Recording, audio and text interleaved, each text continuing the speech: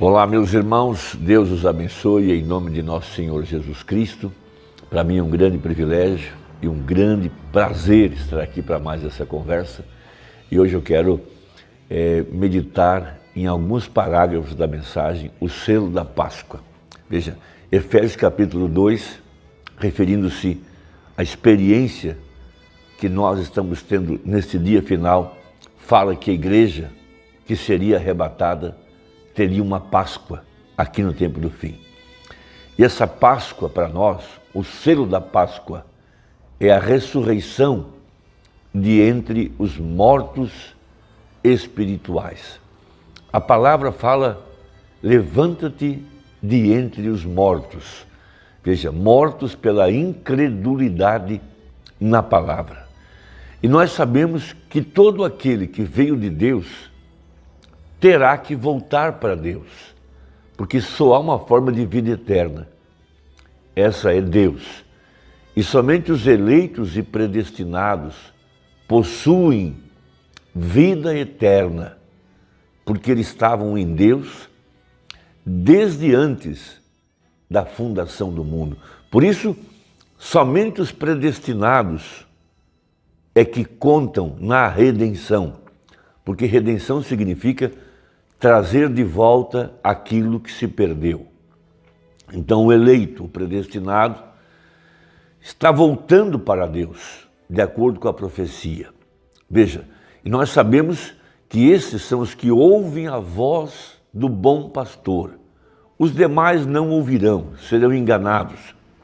Mas o eleito, veja, São João capítulo 10, minhas ovelhas ouvirão a minha voz.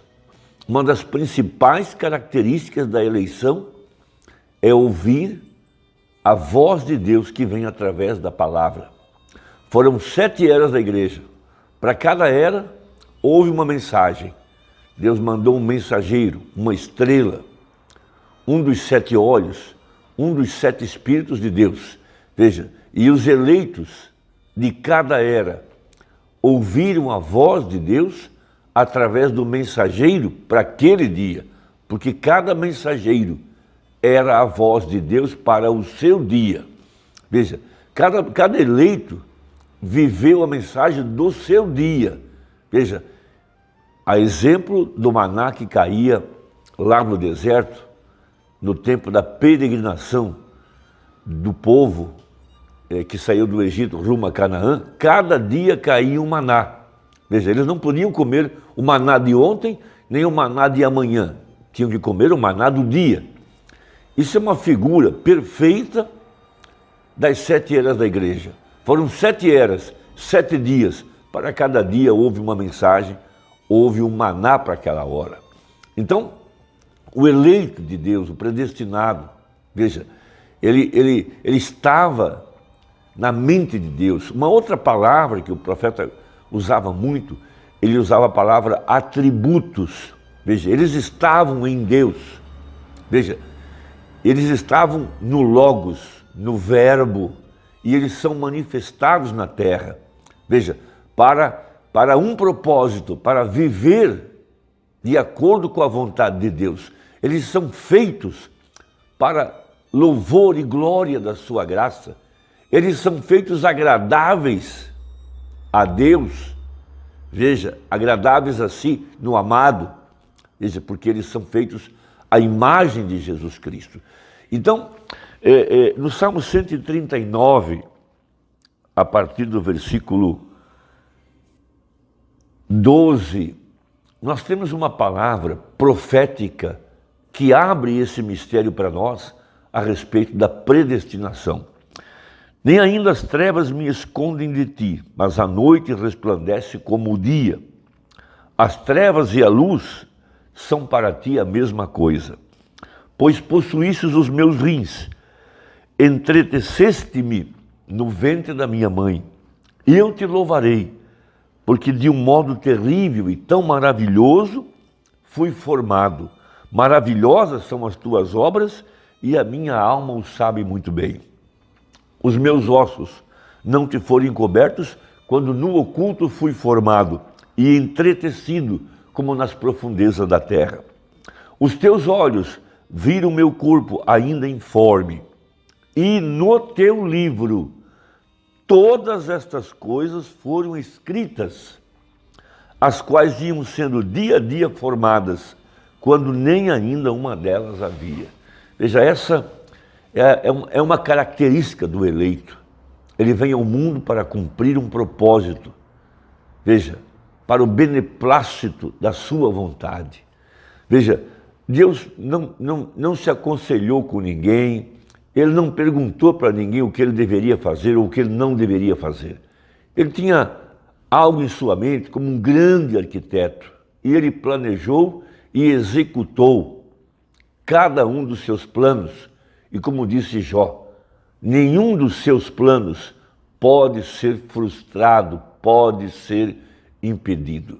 Então, na mensagem, o selo da Páscoa, a partir do parágrafo 65, mostrando que como esse eleito é vivificado por Deus aqui no tempo do fim, de acordo com a profecia, porque teria que haver uma igreja efesiana, uma igreja que voltaria à fé apostólica, uma igreja liderada pelo Espírito Santo a partir da mensagem profética de Malaquias 4, uma igreja edificada sobre o fundamento dos apóstolos e dos profetas, uma igreja santificada, irrepreensível diante dele em amor, cumprindo o seu propósito.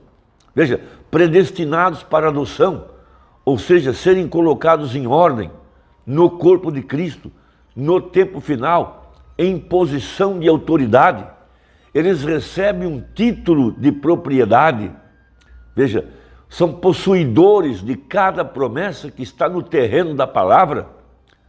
Eles são conquistadores de cada promessa que Deus fez para este dia. Então, diz o profeta no parágrafo 65 uma coisa muito grande. Veja, em Deus estava o pensamento dele sobre você, assentado bem aí onde você está agora. Em seu pensamento, eu me coloquei no púlpito nesta manhã, diz o profeta, porque ele é infinito e conhece todas as coisas. Portanto, ele podia dizer o fim desde o princípio, porque ele é eterno. E você, sendo um filho de Deus ou uma filha de Deus, então você estava em seus pensamentos desde o princípio. Por isso, o livro de Efésios não é um livro para os salvos, é um livro para os redimidos. Veja, nós não tínhamos como voltar para a eternidade, mas Deus fez um caminho de volta para nós através do sangue derramado no Calvário, o sangue de Jesus Cristo, o sangue inocente. Não o sangue de um judeu ou o sangue de um gentio, mas o sangue de Jesus Cristo. Veja, então quando o Espírito Santo veio e você estava na terra, andando por aqui pelo centro, lá embaixo, dentro da sua vida, há algo. Você não sabe o que está acontecendo, mas você está faminto. Por isso Jesus disse nas bem-aventuranças em Mateus capítulo 5, bem-aventurado aquele que tem sede e fome de justiça. A sede é uma maneira que Deus planejou para atrair o eleito para ele. Veja, eu ouvia um irmão presbiteriano, ouvia um irmão batista, lá atrás, ele era um batista voluntário, pregando onde ele pôde, meu irmão companheiro. Então há algo em você, algo que você nunca coloca ali, é algo que você não poderia desejar colocar ali, é algo que é contrário à sua natureza. Veja, o homem, pelo seu nascimento carnal, ele é inimigo de Deus. A natureza carnal é inimiga de Deus. A sua tendência é somente para o mal. Mas há algo em nós, tem algumas partes em nós que são eternas. Nossa alma é eterna. Veja, é a presciência de Deus tomando lugar. Aquela fome, aquele algo que nos atraía. Veja, a palavra de Deus, como Jesus, foi nascido Filho de Deus para ser Emanuel. A expressão total de Deus em um homem. Jesus é a revelação completa de quem Deus é. Seu caráter, sua natureza, seus modos, seus modos operantes. Ele o encontrou em obediência perfeita lá embaixo no Rio Jordão, sendo batizado por aquele profeta. Veja, a palavra veio ao profeta na água, enquanto o profeta estava batizando. Logo que ele obedeceu e saiu daquela água, os céus se abriram para João e ele viu o Espírito Santo descendo do céu, dizendo: este é meu filho amado. Veja, obediência perfeita. O Espírito havia procurado em obediência. Ó homem ou mulher instável nesta manhã, quando você está sentado aqui e há algo em você lhe dizendo para fazer isso de um modo correto, é o Espírito Santo te sondando para levar você até o conhecimento da verdade desta hora em que estamos vivendo agora. Então, o eleito, o predestinado, ouvirá a mensagem para o seu dia. Essa é uma identificação perfeita do nosso chamado, da nossa eleição. Veja, não alguma era que já passou, mas a era agora. Lá haviam milhares que estavam obedecendo a hora que havia passado.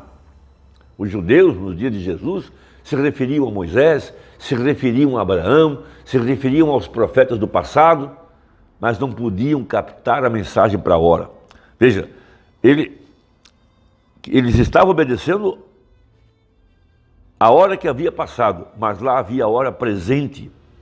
E aquela era a hora que Jesus tinha que aparecer, e lá estava a palavra, lá estava o povo, e aqui estava acontecendo a manifestação de Deus para vindicar que aquilo era a verdade.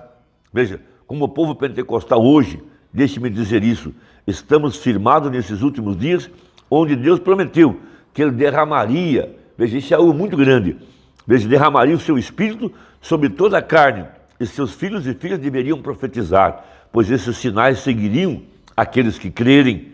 É a hora, aquilo é o que faz aquela criação em você.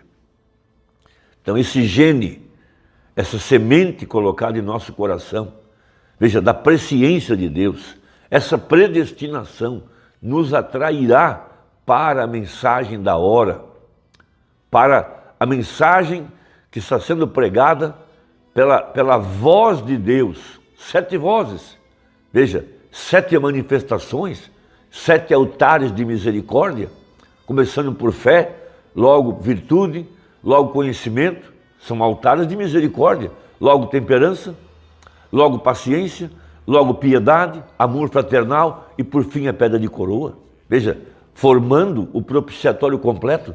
Por isso Deus pôde tomar o 7º anjo aqui no tempo do fim e colocar todo esse altar de misericórdia, esse propiciatório dentro de um vaso humano. Ali estava Jesus manifestado, a palavra feita carne, para atrair o eleito e conectá-lo com a eternidade. Tudo reunido numa única pessoa, Jesus Cristo, através do seu corpo que é a igreja. Então veja, ele cita ainda no parágrafo 75, ou melhor, não 75, parágrafo 81. Então veja, há um grande imã colocado nos céus, que Deus um dia tocará os seus dedos nele, e ninguém sabe a hora que ele virá, nem mesmo os anjos do céu sabem, somente Deus é quem sabe. Mas lá tem havido algumas representações que têm saído da Bíblia, cristãos da Bíblia, crentes para esta hora. Um deles talvez foi um eixo lá atrás em outros dias, talvez isso seja alguma outra parte. E isso segue em frente para fazer o grande regime de Deus, porém isso será moldado na panela, no grande forno de Deus e derramado outra vez na imagem de Deus, e somente aqueles que forem atraídos por isso serão levados. Ó, que privilégio saber que há algo na ressurreição que nos pertence. Por isso a palavra foi manifestada nesse tempo do fim, para levantar, como um imã, levantar os eleitos acima de toda a incredulidade, acima da sepultura denominacional, puxá-los para fora, e somente a palavra manifestada, a palavra ressuscitada poderia fazer isso. Irmão, que Deus te abençoe, espero que isso abra um pouquinho o entendimento de cada um de nós e que Deus te ajude. Até a próxima, se Deus quiser, em nome de Jesus Cristo. Amém.